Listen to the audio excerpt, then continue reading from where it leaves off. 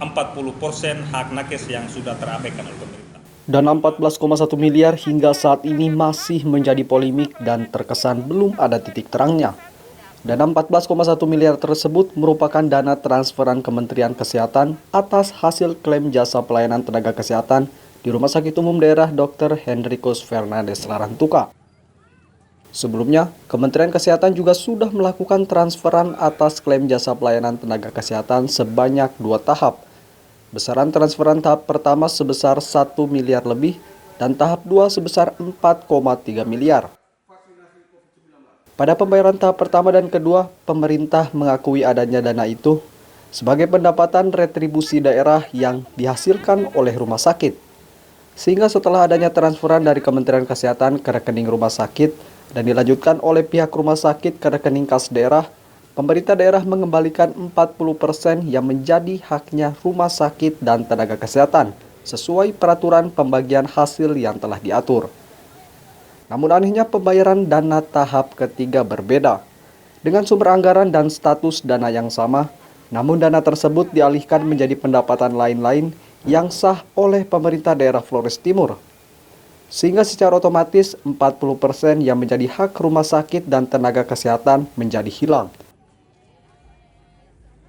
Muhammad Ikram Ratuloli atau dikenal dengan Miral, anggota Komisi C DPRD Flores Timur mengatakan 40% yang menjadi hak rumah sakit dan tenaga kesehatan wajib hukumnya untuk dibayar.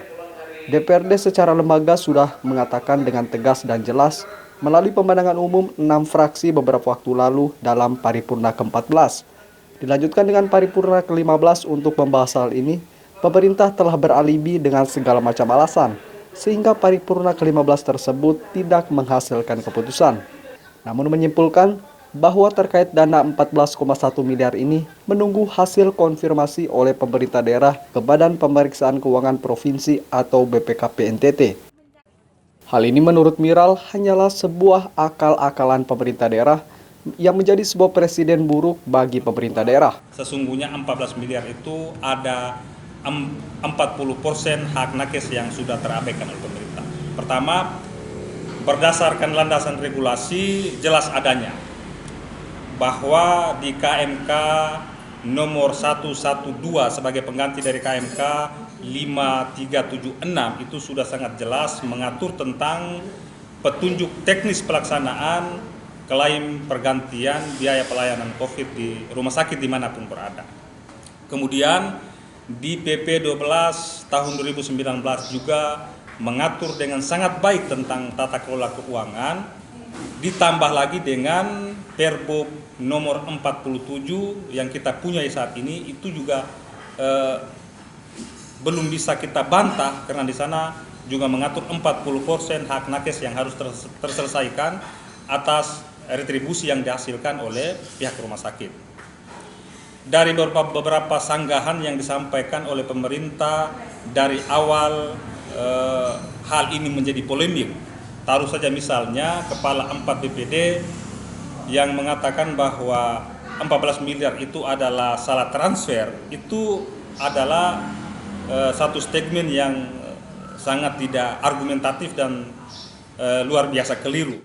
Lembaga DPRD Flores Timur beberapa waktu lalu juga telah mengutus beberapa anggota DPRD melakukan konfirmasi ke Kementerian Kesehatan terkait status dana 14,1 miliar ini.